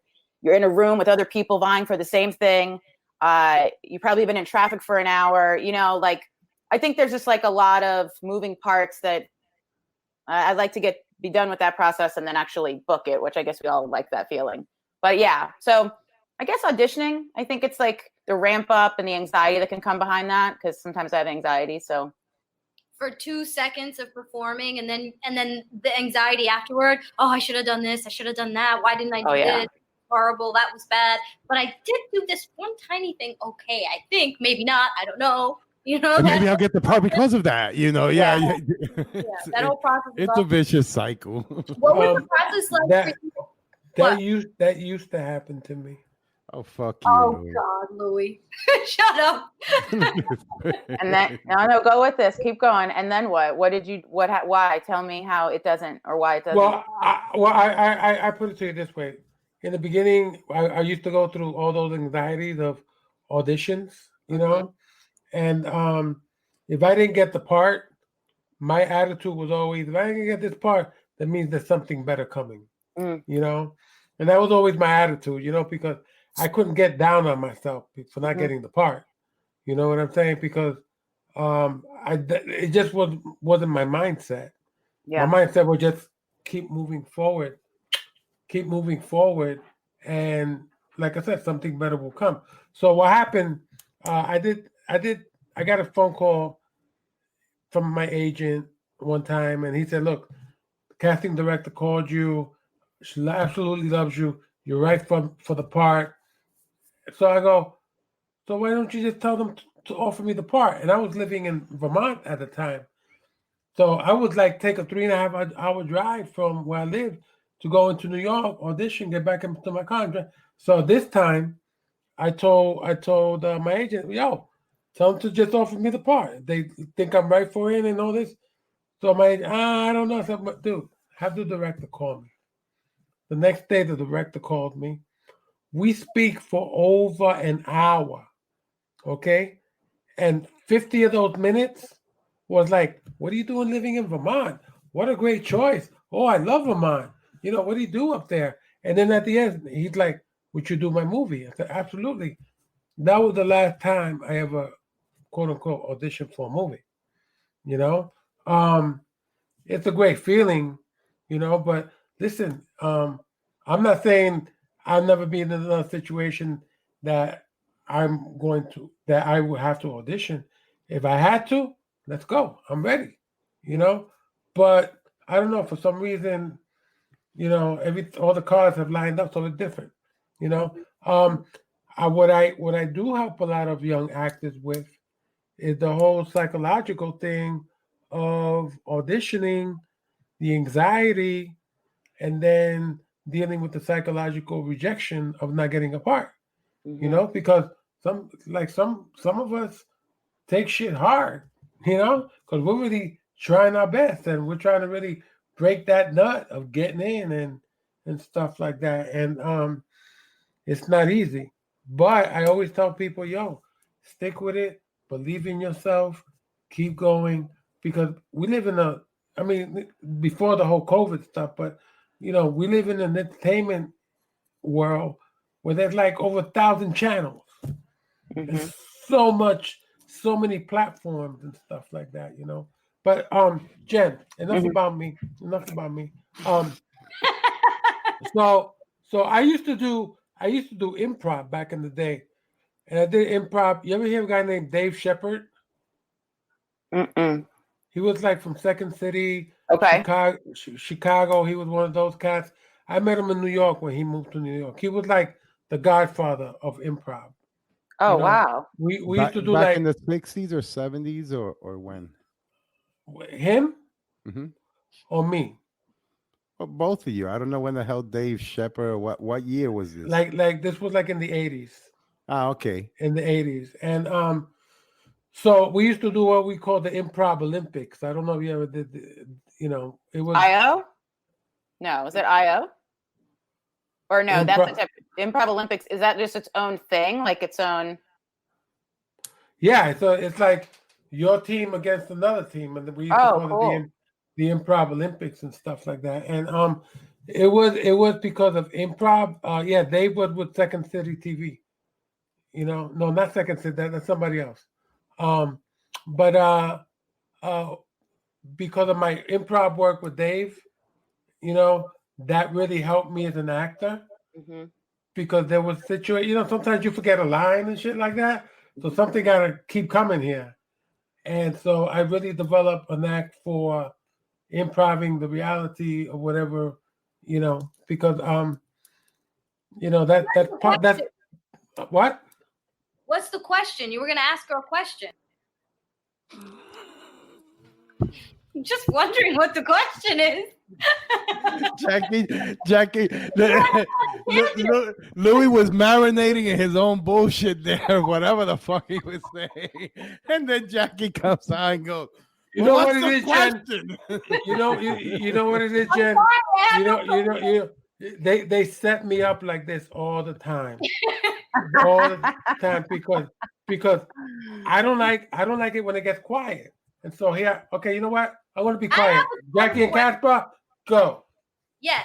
So my mom asked, how do you come up with material? My mom, Janet's on here. Say hello to my mom. She asked, how do you come up with material? But I also, along with that, I kind of want to know a story about one of your worst and or best audition stories. Like, that would be amazing. So people who don't audition or don't know what it's like can understand what the process is. From right. Yes. Yeah. Yeah, so totally disregard anything I said. Go ahead, Jen. There's so much I want to say because there's a lot. Like I think just to button like bookend this thing, I think self-worth is important in general. When you realize your self-worth, it's why you were able to say to your agent, put me on the phone with the director. You know what I mean? Having that believing in yourself, that might sound like cheesy, but actually if you don't believe in yourself, then how can you expect anyone else to believe in you? So I think that comes whatever. So anyways, just want to say that because that was like, oh yeah, that's what I've been learning. Because this business is ourselves. So it is very personal at times. How do I come up with work or like ideas, or was that the question? Material. I don't know, different ways. I did like one thing when I was studying theater acting. I was studying Meisner. I was very like serious. My teacher told me I had a plastic face. Like my face moves a lot. It's like very like it does a lot. And I was like, oh, what does that mean? And it's been actually my greatest to use. So like one of my characters that I used to make up when I did a lot of sketch was this plastic surgery character. I could do it. Hold on. It's like, hi. Hello. And I was like, oh, I can do that with my face. And I was like, so let's make a character around that. Like, what is that? And, you know, like, like observing like women like that in New York, you know? And then like from there, this character named Ramona Caramel came about, and she like flirts and tries to pick up young men. So, yeah, I guess it's just kind of whatever, like things you can find you do well. I don't do the best impressions, like spot on. So I'll take like Judy Garland. I took a version of her and put her as a flight attendant, like modern day. Like, yeah, I just think it's like kind of you find what works for you. Like, you're like, oh, I can do that. Or I'll hear something that tickles me. And then I'm like, let me run with that. What was the other thing? Audition. Best audition, worst audition. Or an audition story. American Woman, I almost didn't do it. And that I've been doing so much comedy that I was like, I guess I'm not dramatic. And this is like more of a dramatic set piece. And it's Alicia Silverstone. And I just got in my own way. And I was defeated a little because I had just had a show I produced and starred in for ABC's digital platform. And that just died. And then like I was home for the summer and my mother was like, so what are you going to do? Like, I mean, I love that you've done a lot, but now what are you going to do? And I was like, cool, thanks. This time last year, I was shooting a show, and she's like, but how, you know, if you don't get this business, then you're like the ebbs and the flows, the ups and the downs. You can't explain it to someone, because normally if you go to law school, you become a lawyer. You don't like have a show, then have another show, then book a commercial, then have nothing for 2 years, and like keep your sanity. Right. So I go back to LA after my mother cornered me in a Firehouse like Subs parking lot and made me question everything. Also, we didn't eat at Firehouse Subs because it looked gross. Total side note. And then I got this audition for American Woman, and I was like, fine, I'll go on it. And I'm the only one sitting in the waiting room on Warner Brothers lot, and this trolley goes around, and it has like all these tourists on it, and it was like this man was like, every year thousands of actors come to try to chase their dreams, and I'm just like sweating and he's narrating your scene. And I was like, oh, maybe I should have just gotten that Firehouse Sub and called it a day. And I almost walked out. I almost just didn't go into the audition. And I was like, just leave. This is like, why are you doing this? Like, what? Yeah. And then I booked it. So I don't know. Like, I guess it was more about like, it kind of goes back to the like getting out of your own way thing. I don't know. I'm trying to think of any audition stories. Like I usually, when I'm done, I try to leave it alone and not think about it and just put it to bed and not go it over in my head. What did that mean? What did I say with that? And I've been doing more meditation. So I put my music on, or I have my lines, and I just don't try to like pre-nut my energy with someone in the waiting room because I'm a people pleaser. So I've done that before, where I'm like the Jen show, and then I get in the room and I'm like, I have nothing. Yeah. Right. So, you waste it all in the room. I mean, outside of the room. Outside. In the room. Yeah. So that's Jennifer, right. Understanding that you've had a fair share of challenges, what do you think? Guy like me, where do you think I could find auditions and stuff to, make it? I know you're on the other side of Hollywood. You made it. You're on things. I'm just trying to get there. Advice for me? Oh God, listen to him. Show that to me, Nate. Show it to me. I didn't know what that was for a minute. I thought I was having a stroke. I literally was like, can no one else hear the noise? I was like, am I even on this right now? Is this really? Oh, gosh. No. You know what? Gustavo Gustavo is a fresh air fun adult. Like he's never grown up. He will always ask the same questions every week. So we're bringing him along slowly. Gustavo. But I love like he thinks he has a chance though. No, but the thing is, I have certain talents. I have a certain set of skills that are, useful to people. I can memorize lines. I can make myself cry on command. Jen, what was the last good book that you read, Jen? Oh, I'm reading like 4 right now. I wasn't reading as much pre-COVID, and now I'm doing a lot more of like self work. So they're all like very like how to like. I mean, one right now is literally about like self-care and finding like kind of addressing like it's serious stuff like childhood traumas you didn't realize you had went through that kind of dictate your journey in your adult life. And then this Glenn Doyle book. I just got this like another really positive, just a lot of positive books. I try to do positive works and like self-help books. I like those. So I don't know. Are you guys into that or? Yeah. I'm totally into those. What was one that I was reading? I would have to go get it because I don't remember because I'm done with it. But I just have a horrible memory. Oh, I was reading. Jackie, just a minute. Sure. Jen, next time you're at a bookstore, this is an excellent book right here. Pay no mind. You got it. I get it. Yeah. Why would you say it's a good read? Oh, it's all the countless stories of it's all the countless books that I've. It's all the countless stories. The secret to making it in Hollywood. Why are you even there, Gustavo? It's the secret to making it in Hollywood. It's true. That you should write a book about that. About what? The secret to making it in Hollywood. It would go something like, my friend or someone saw me on the set of Miami Vice and put me in when I wasn't an actor, and the rest is history. Yeah. So Jen, I don't know if you know this, but I was a social worker in New York City. Really? And I was a social worker on the Lower East Side. Worked for a place called Henry Street Settlement. I ran into a friend of mine that I hadn't seen in a few years. Told me he was writing for a TV show. Had me go on audition. 3 weeks later, I'm co-starring on the season premiere of Miami Vice. I had no freaking clue what I was doing. That was my first. That was like my first like major league gig, That's and I was never thinking about becoming an actor or even pursuing it because I love my job as a social worker. Mm-hmm. So that's pretty much how I got my start. Through the help of.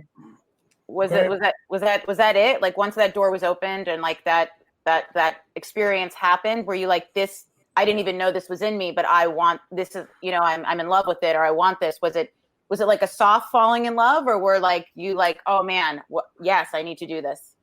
It was a soft falling in love. Again, I didn't understand the entertainment industry.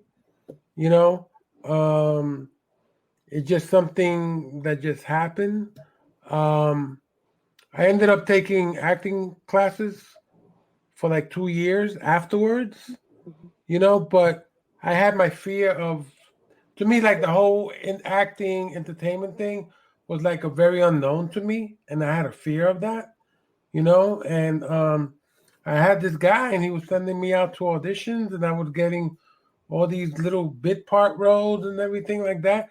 Really, for me in the beginning, was just something that was subsidizing my salary as a social worker, because I didn't know, And then finally, after like 5-6 years doing it, I just took that leap of faith and said, you know what, I'm going to become a full-time actor, and that's what I did, But I was very cautious about it because again, it was just something that I didn't understand. I love my 9-to-5 job. I love helping people to help themselves.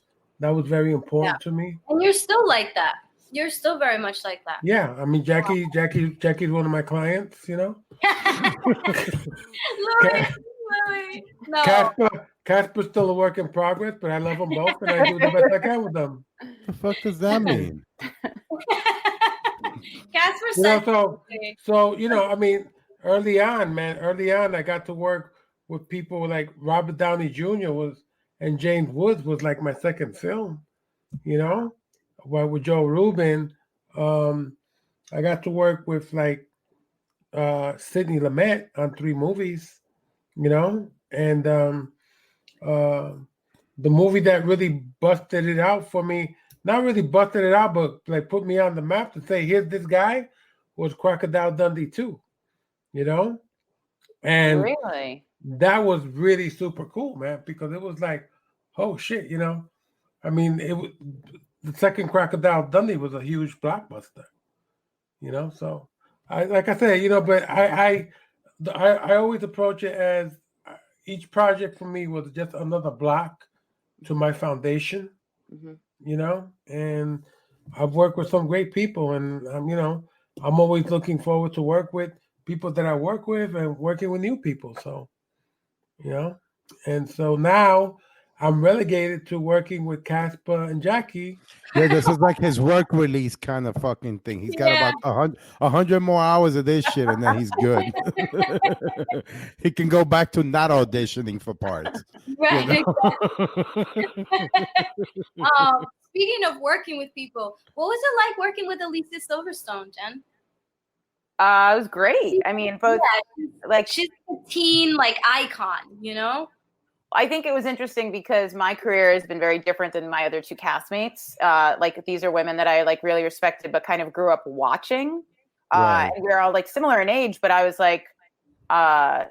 that was a little bit of a surreal experience to when you work with people that you're like, I clearly know who you are, and you. Yeah, it's like American Pie, Clueless. Oh my God, Mia Suvari is the other castmate she's talking about. So Yeah. And so I think I just had to put that out of my head and just look at them as people like you do. And now that I've worked with a lot more people and just as you keep moving forward and working with people or collaborating with people, you're just going to be my honest, truest, nicest self. Hope they're the same. Hope that, that we're all just people working to create a cool show. And that's how it kind of was, but it was new to me, even with the writers, they knew the cadence or the tone of their style, their voice, or what they had to offer, what their skill set was, because I was new and I've been working, but not on a show of this gravity or weight or whatever.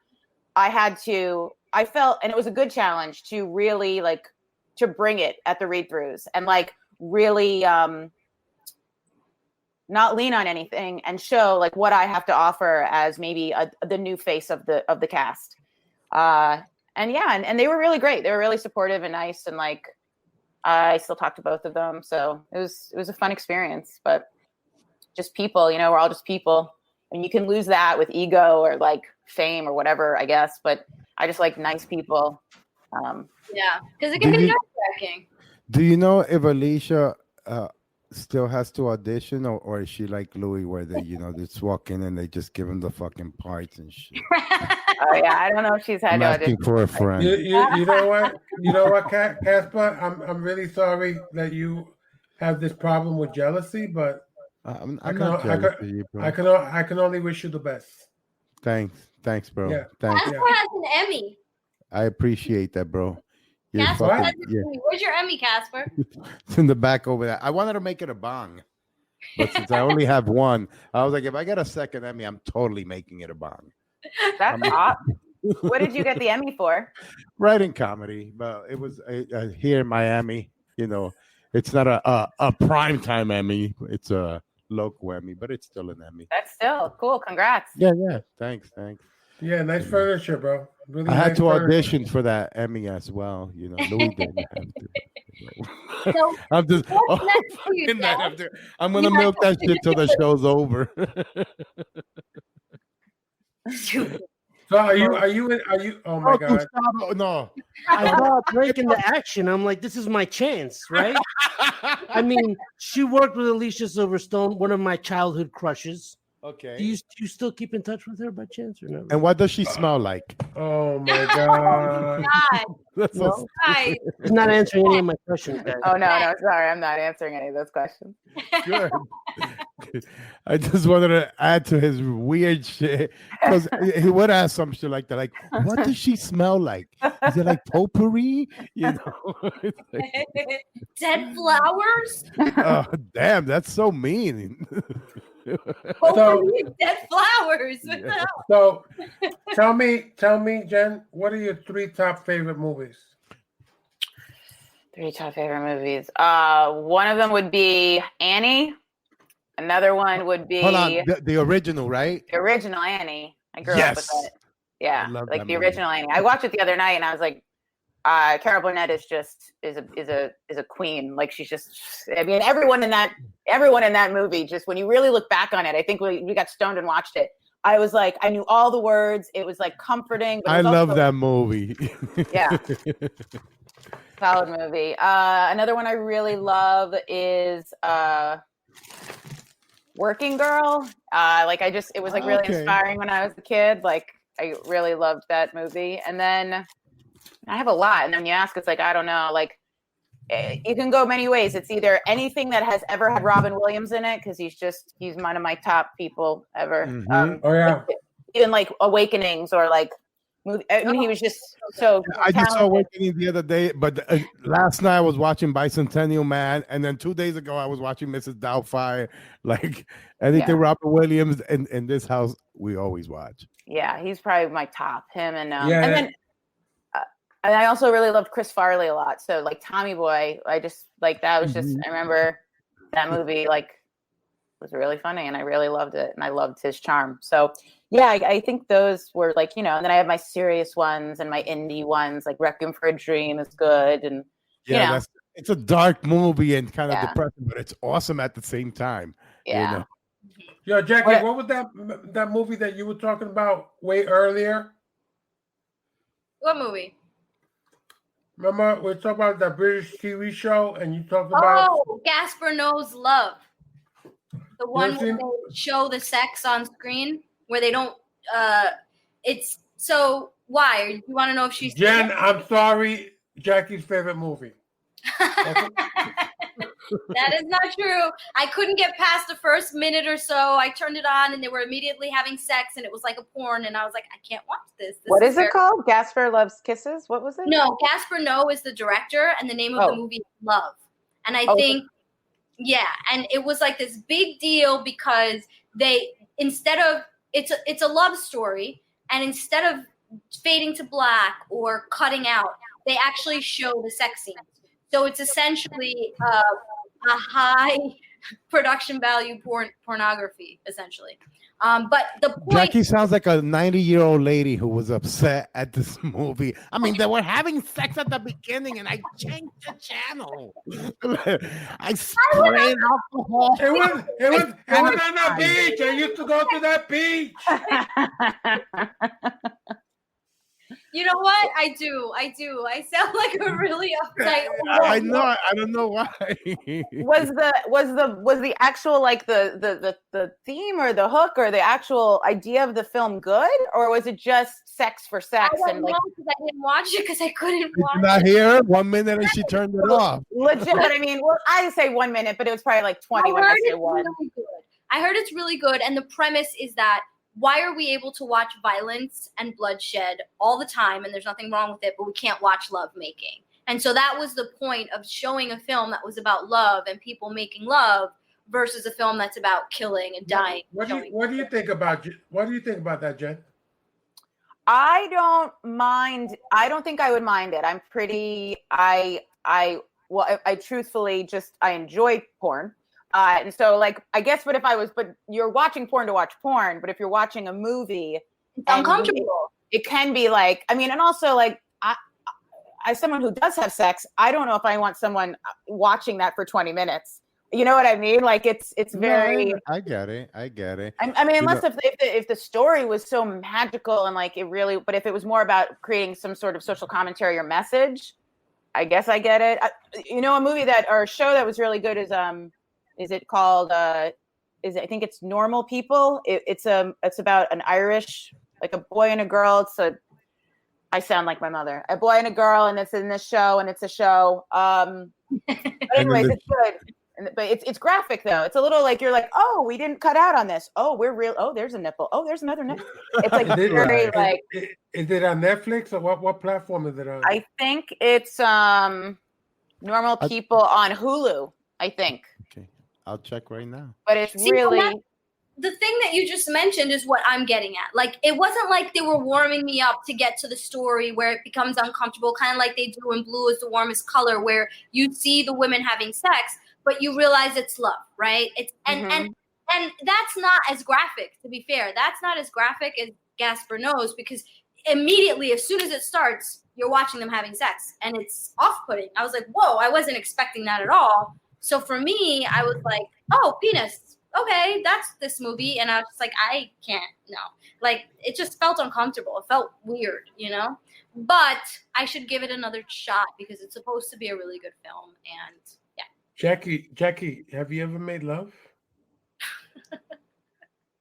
Of course. I'm an adult, aren't I? I have no, I mean, yeah. Because my point is that, you know, it's so easy to watch a movie and see people shot and blown away and stabbed and run over and thrown off of 80-story building. But it's true. Watching something like two people having sex, it's like.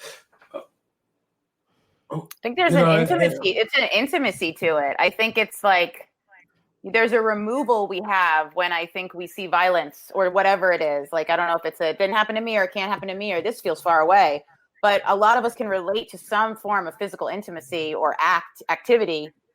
So maybe there's something there with that. I don't. But also, though, I think if it's like tastefully, I don't know. It's you know, everyone has their own taste.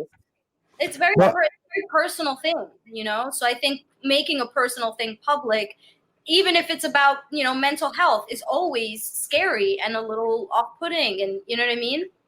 I thought Louis was gonna say something really deep, being that he did Boogie Nights and it was all about fucking, and I was like, oh, Louis is gonna say something inspirational here. You know, Boogie Nights was about family, okay? It was about family.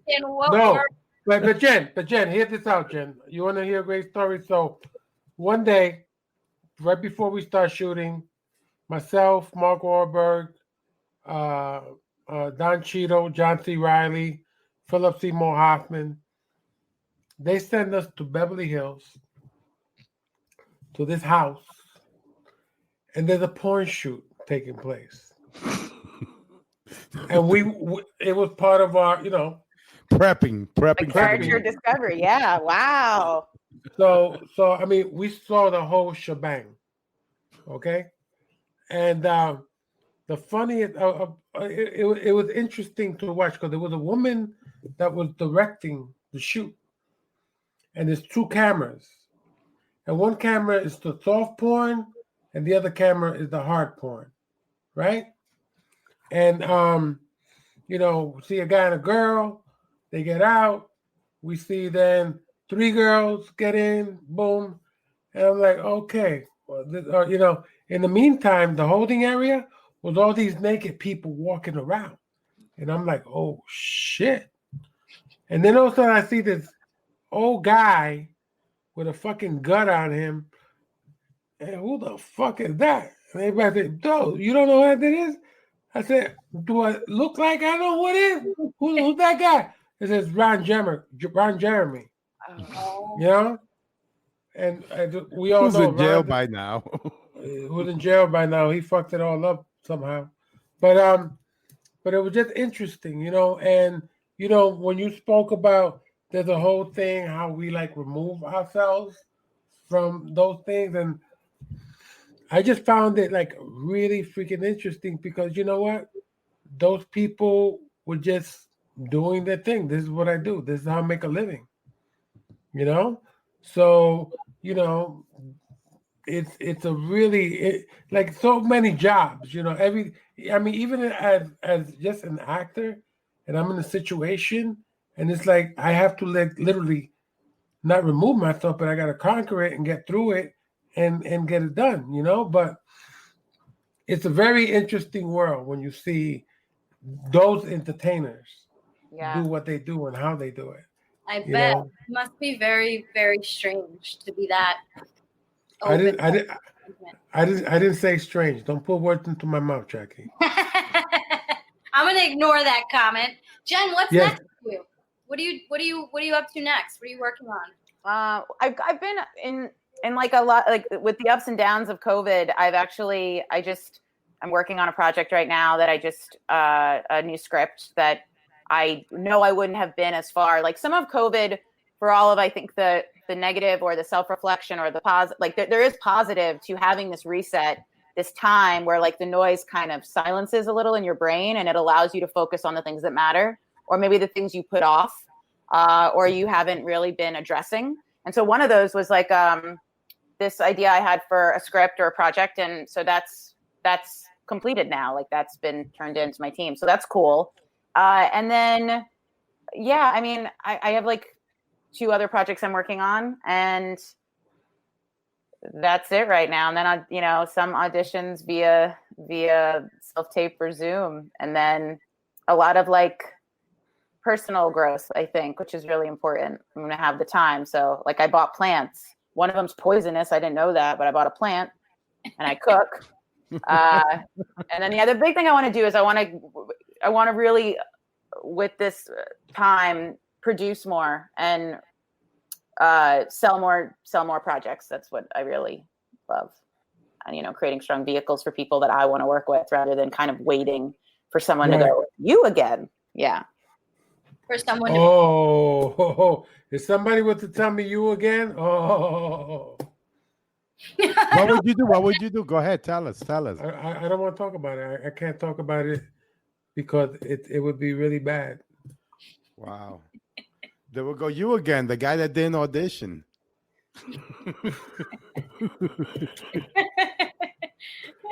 Jen, I'm so sorry I brought that up, but I just want to share a little bit of my history, and I'm so sorry that my work buddies take it so personal. I love you, Louis. I love you. But listen,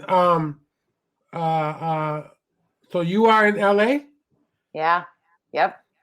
Wow. Okay. Yeah. Yeah. I'm in Vermont. Casper's in Florida. Jackie's in LA. What part of LA you're at, Jen? I was in Los Feliz, and I lived in downtown, which I realized that was not I didn't enjoy that space. So now we're like closer back to like Echo Park, Silver Lake area. Okay. So I like that. I like this area, but you were in Los Feliz, right, Jackie? Was that? Yeah, I'm on the border of Los Feliz. I'm like Hollywood, Los Feliz area. Are you still around the same area where you were living at when I was living over on West Hollywood over there? Yeah, near Griffith Park. Oh, okay. Yeah. Excuse me, guys. Nobody cares. Jen. Yeah. No. So listen, Jen. Would anyone care? I again. You've been great. I appreciate your time and you sharing your stories with us. Keep doing what you do. I just like to offer you right now your last words on our show, and again, thanking you. And we're gonna keep it going here. So I turn it over to you, Jen. Thank you guys for having me. Yeah, you guys are wonderful, Jackie. I adore you and I love you. And I'm such a big fan of your work. And so thank you. Thank you all for having me. Boogie Nights is one of my top movies as well. But I was like, I'm not going to say it in my top 3. Let's not stroke. Well, I would have said it, but after he said he doesn't audition for shit, I'm glad you didn't. I'll keep that. No. It's okay. I'm not hurt by any means. But no, thank you guys for having me, and I hope everyone stays safe and gets through this as best they can. All right. Thank you. Bye, guys. Okay. So, you guys, how are you doing right now? Hey, you guys. You think she liked me, guys? Oh God. Let's talk about. Won't you focus on bringing up some comments up so we can talk to our people who've been there all night? Yeah, man. You know, was saying, any John Hughes movie? I'm a big John Hughes. So Di Molina said that movie Love is in 3D, and it is in 3D. Actually, there was a part in the movie where of course, there were 3 dicks. Wah, wah, wah. But hey, to each his own. But it was in 3D, and I don't know why you would want to see that in 3D, but. Hey, Gustavo, but put up that comment, Rich, right there. Rich Harpin. He's talking to Louis. He says, "Loved you in Ghosts." You know, and we all did as well. We've been loving. Thank you, Thank you, Rich. It was one of the turning points, highlights of your career. Right on. And David watched Taking of the Pelham 1, 2, 3, where I got taken out by a rat. Thank you, Dave. Thank you, Dave. Yeah. You know. I'm sorry, Jackie. I see no comments coming up for you, but hang in there, girl. Hang in there. Somebody will talk to you one day, but nobody's talking. Because like your mom's not up. Oh, where's my shout out, Linda? Nobody's commenting. Linda. Yo, Rich Harp. Oh, yo, Casper. Rich Harpin owes you 5 cents. Rich. He owes you 5 cents. No, I guess maybe you. I'm not sure. Oh, yo, people, before we go on, I just want to know, I want you guys to know that some news came in right now that Tom Seaver, who used to pitch for the Mets, he passed away. He was 75 years old, in serio. So, wow. Yeah, I just got that news that just came in. So, Tom, rest in peace. He was a great pitcher for the Mets. He found that 69 team that they won the World Series. So thank you. So we're back. Rick Sepulveda, Love Me in the Conde Monte Cristo. Yo, Casper, I don't see no comment coming up for you. That's okay. Because David Barr says, "Love you, Jackie." Let's not put my mom up because we know my mom thinks I'm the best. Love you and you too, Gustavo. I know. Yep. Rest in peace, Tom Seaver. That's right. I grew up with David. Love you too. My father was a big Mets fan, so Tom Seaver was always on the TV at home. He was so idolized and stuff like that. So, Casper, did you pick up a book that, like you say, you were going to pick up? No, bro, I really didn't. Okay, Jackie, let's talk about you some more then.